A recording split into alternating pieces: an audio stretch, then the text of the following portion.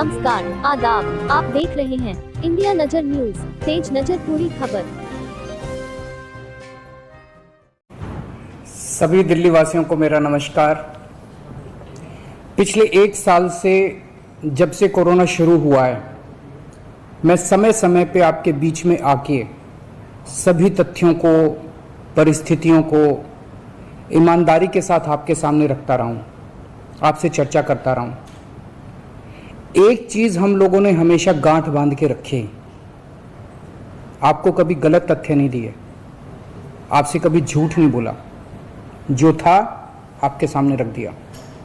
अगर स्थिति अच्छी थी तो भी आपको बताया, स्थिति खराब थी तो भी आपको हमने ईमानदारी से बताया, क्योंकि हम पहले दिन से समझ गए थे कि ये इतनी बड़ी आपदा है कि आपके साथ के बिना, जनता के साथ के बिना अकेले इस आपदा से सरकार सामना नहीं कर सकती।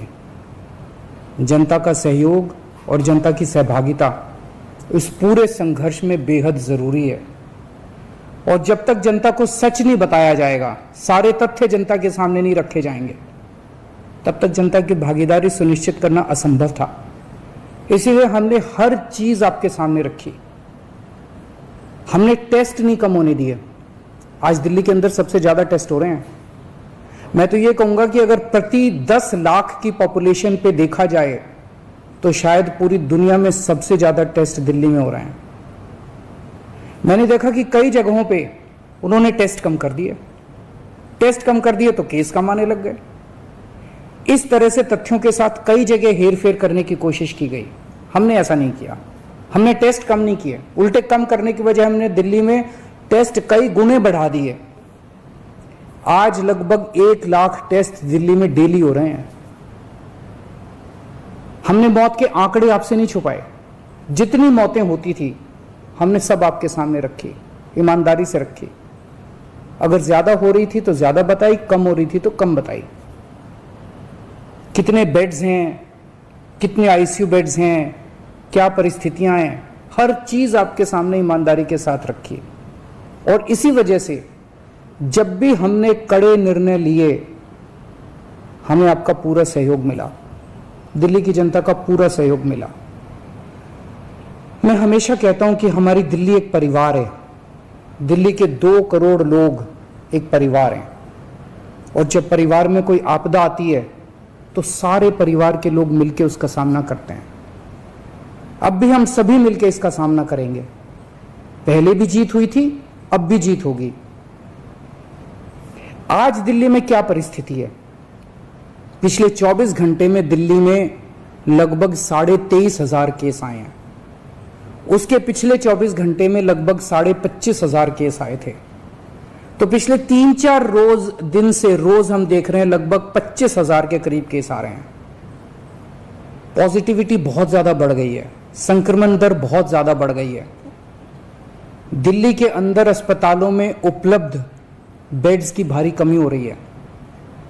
डेली 25-25 हजार अगर पेशेंट्स आएंगे तो कोई भी व्यवस्था चरमरा सकती है। दिल्ली के अंदर बेड्स की भारी कमी हो रही है। आईसीयू बेड्स दिल्ली में लगभग खत्म हो गए हैं। आज सुबह मैं ऐप पे देख रहा था 100 से भी कम आईसीयू बेड्स दिल्ली में बचे हैं। ऑक्सीजन की भारी कमी हो रही है। कल हमने सेंट्रल गवर्नमेंट को भी लिखा है, उनसे बातचीत चल रही है। परसों रात को एक हादसा होते होते बचा। एक प्राइवेट हॉस्पिटल ने हमें बताया कि परसों रात को 3 बजे के करीब उनके अस्पताल की ऑक्सीजन लगभग खत्म हो गई। वो बोले जी हम तो बहुत बुरी तरह से डर गए, बहुत बड़ा हादसा हो सकता था। इधर उधर हाथ पैर मार के किसी तरह से उन्होंने कहीं से ऑक्सीजन का इंतजाम किया। दवाइयों की कमी हो रही है, रेमडेसिविर दवाई की खासकर काफी कमी हो रही है। ये सारे तथ्य मैंने आपको डराने के लिए नहीं बताए। ये सारी परिस्थिति है और इन परिस्थितियों में हमें अब अगला कदम क्या उठाना है, इस पे चर्चा करने के लिए मैंने आपको ये परिस्थिति बताई है। तो दिल्ली के अंदर कोरोना की परिस्थिति काफी गंभीर है। अभी तक हमने दिल्ली के अंदर हेल्थ सिस्टम को बड़े अच्छे तरीके से मैनेज किया। दिल्ली में 4थी वेव आई है। पहली वेव पिछले साल जून में आई थी जिसमें 4,500 के करीब केस आए थे। दूसरी वेव आई फिर सितंबर में, फिर तीसरी वेव आई जिसमें 8,500 के करीब केस आए थे। दुनिया के कई शहर ऐसे हैं, बड़े बड़े देशों के, विकसित देशों के शहर, जहां 6,000 केस आए तो उनका पूरा हेल्थ सिस्टम चरमरा गया, कोलैप्स कर गया। दिल्ली में 8,500 केस आए पिछली बार तीसरी वेव में, तब भी हमारा सिस्टम कोलैप्स नहीं किया, उल्टे हमने और ज्यादा अपनी तैयारियां शुरू कर दी। आज 25,000 केस आए हैं। अब दिल्ली का हेल्थ सिस्टम अपनी सीमा तक पहुंच गया है। हमारा हेल्थ सिस्टम अब बहुत ज्यादा तनाव में है। मैं ये नहीं कहूंगा कि हमारा हेल्थ सिस्टम अभी कोलैप्स किया है, लेकिन आज हमारा हेल्थ सिस्टम बहुत ज्यादा तनाव में है। किसी भी हेल्थ सिस्टम की अपनी सीमाएं होती हैं। अनगिनत पेशेंट्स तो कोई भी सिस्टम नहीं ले सकता ना। किसी भी सिस्टम की अपनी सीमाएं हैं।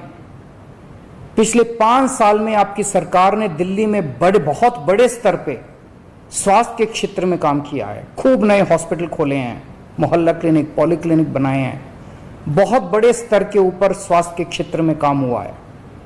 यही कारण है कि आज 25,000 केस के ऊपर भी दिल्ली का सिस्टम चल रहा है। लेकिन अब इसके बाद अगर तुरंत कुछ कठोर कदम नहीं उठाए गए तो यह सिस्टम कोलैप्स कर सकता है। और अगर हेल्थ सिस्टम कोलैप्स कर गया तो मुझे डर है कहीं बहुत बड़ी त्रासदी ना हो जाए। जैसे मैंने बताया कि कल एक अस्पताल में ऑक्सीजन बिल्कुल खत्म हो गई थी और बहुत बड़ी त्रासदी होते होते बची। मैंने वीडियोस देखे हैं, तस्वीरें देखी हैं, आपने भी देखी होंगी सोशल मीडिया पे। दुनिया के कई शहर ऐसे हैं जहां कॉरिडोर में पेशेंट्स पड़े हुए हैं, सड़कों के ऊपर लोग दम तोड़ रहे हैं। अभी तक हमने दिल्ली को उस किस्म की त्रासदी से बचाया है, वैसा नहीं होने दिया।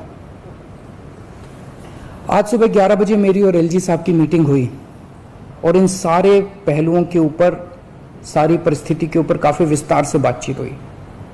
और उस बातचीत के बाद हमें ये लगा कि दिल्ली का हेल्थ सिस्टम बड़ी मात्रा में और अधिक पेशेंट्स अब लेने में असमर्थ है। अगर हमने अभी लॉकडाउन नहीं लगाया तो कहीं ऐसा ना हो कि बड़ी त्रासदी हो जाए। हम किसी भी हालत में दिल्ली को उस परिस्थिति में नहीं ले जाना चाहते जहां कॉरिडोर के अंदर पेशेंट्स पड़े हैं, सड़कों पे लोग दम तोड़ रहे हैं। आज सभी परिस्थितियों का जायजा लेने के बाद आपकी सरकार को यह लगता है कि दिल्ली में कुछ दिन के लिए लॉकडाउन लगाना जरूरी है, तो आज रात को 10 बजे से अगले सोमवार को सुबह 5 बजे तक 6 दिन के लिए दिल्ली में लॉकडाउन लगाया जा रहा है। इस दौरान जाहिर है कि जो एसेंशियल सर्विसेज हैं वो जारी रहेंगी, खाने पीने की, मेडिकल व्यवस्थाओं की वो जारी रहेंगी। ये शादियों का सीज़न है, लोगों के बड़े मुश्किल से रिश्ते बनते हैं, हम उनके रिश्ते तोड़ना नहीं चाहते, तो लोगों की शादियां संपन्न हो, लेकिन केवल 50 लोगों के गैदरिंग के साथ संपन्न हो। उसके लिए अलग से पास दिए जाएंगे। इसके बारे में अभी थोड़ी देर में डिटेल्ड ऑर्डर जारी हो जाएगा कि कौन कौन सी चीज़ें जारी रहेंगी और कौन सी चीज़ों पर पाबंदी रहेगी। मैंने और एलजी साहब के, हम दोनों ने निर्णय तब लिया है जब हमारे पास कोई उपाय नहीं बचा था। हमारे लिए निर्णय लेना आसान नहीं था, क्योंकि मैं समझ सकता हूं कि लॉकडाउन के दौरान किस तरह से लोगों के रोजगार खत्म हो जाते हैं, लोगों की कमाई खत्म हो जाती है, और खासकर सबसे गरीब तबके के लिए तो ये बेहद मुश्किल होता है। जो दिहाड़ी करके रोज कमाते हैं उनके लिए तो बेहद मुश्किल हो जाता है। पिछली बार जब देश में लॉकडाउन लगा था, हमने देखा कि किस तरह बड़ी संख्या में प्रवासी मजदूर अपने गांव जाने लगे थे। उनसे मैं खास तौर से हाथ जोड़ के अपील करना चाहता हूं, ये छोटा सा लॉकडाउन है, 6 दिन का, दिल्ली छोड़ के मत जाइएगा। आपके आने जाने में इतना समय खराब हो जाएगा, इतना पैसा खराब हो जाएगा, इतनी ऊर्जा खराब होती है। दिल्ली में रहिए। मुझे उम्मीद है कि ये छोटा लॉकडाउन है और छोटा ही रहेगा। मुझे पूरी उम्मीद है कि शायद बढ़ाने की जरूरत ना पड़े। आप दिल्ली में रहिए, यकीन मानिए हम पूरी ईमानदारी के साथ सब मिलके लड़ेंगे तो जल्दी इस मुसीबत से छुटकारा पाएंगे। मैं आपको यकीन दिलाता हूं, सरकार आपका पूरा ख्याल रखेगी। मैं हूं ना, मुझ पे भरोसा रखिए। मेरी दिल्ली के सभी नागरिकों से अपील है कि यह निर्णय हमने बहुत मुश्किल से लिया है। आप सब लोग जानते हैं कि मैं लॉकडाउन के सख्त खिलाफ रहा हूं। हमेशा से मैंने लॉकडाउन का विरोध किया है, मेरा ये मानना है कि लॉकडाउन से कोरोना खत्म नहीं होता, लॉकडाउन से कोरोना की स्पीड कम हो जाती है। मेरा हमेशा ये मानना है कि अगर किसी भी शहर या राज्य की स्वास्थ्य व्यवस्था अपनी सीमा तक पहुंच जाए तो लॉकडाउन लगाना जरूरी हो जाता है, ताकि पेशेंट्स का नंबर कम हो जाए, ताकि हेल्थ सिस्टम को और दुरुस्त किया जा सके। ये जो 6 दिन का लॉकडाउन हम लगा रहे हैं, ये जो 6 दिन हम ले रहे हैं आपसे, इन 6 दिनों के अंदर हम बहुत बड़े स्तर के ऊपर और दिल्ली में बेड्स की व्यवस्था करेंगे। केंद्र से हम मदद मांग रहे हैं, उनसे लगातार संपर्क में हैं। केंद्र सरकार हमारी मदद भी कर रही है, उसके लिए हम केंद्र सरकार के शुक्रगुजार हैं। उनसे ऑक्सीजन की व्यवस्था करेंगे, दवाइयों की व्यवस्था करेंगे। इस लॉकडाउन के समय को हम इन सब चीज़ों के लिए इस्तेमाल करेंगे। मेरी अब सब लोगों से गुजारिश है कि लॉकडाउन का पूरी तरह से पालन करें, घर से बाहर इस दौरान ना निकलें। पहले भी हमने कई कठिन निर्णय लिए और आपने मेरा पूरा साथ दिया। मुझे पूरी उम्मीद है आज भी आप मेरा साथ देंगे। हम मिलके इसका मुकाबला करेंगे और ज़रूर जीतेंगे। नमस्कार।